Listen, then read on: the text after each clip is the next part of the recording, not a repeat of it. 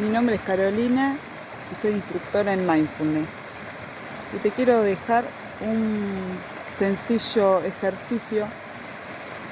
Si te estás sintiendo mal, si estás estresada, si estás agotada, estás cansada o cansado,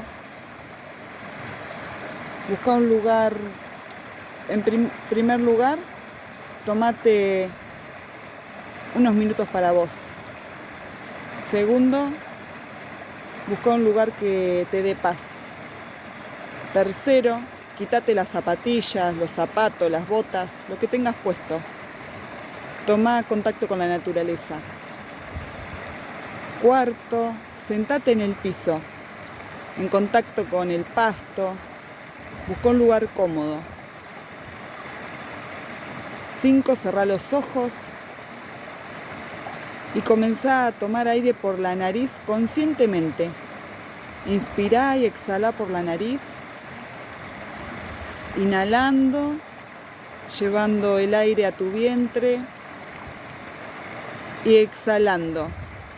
Podés comenzar haciendo este ejercicio profundamente, inhalaciones y exhalaciones profundas pero suaves, para liberar toda la tensión que estés teniendo en este momento.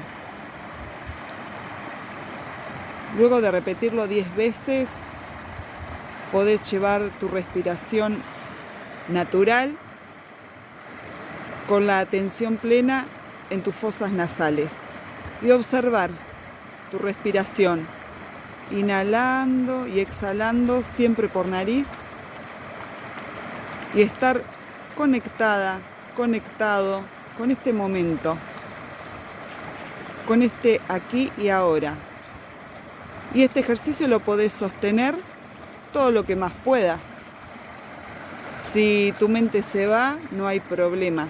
Amablemente la volvés a traer y continuás con tu atención en tu respiración. Inhalo y exhalo por nariz. Bueno, espero que te haya gustado. Es muy simple y sencillo, pero muy efectivo. Que tengas una hermosa jornada.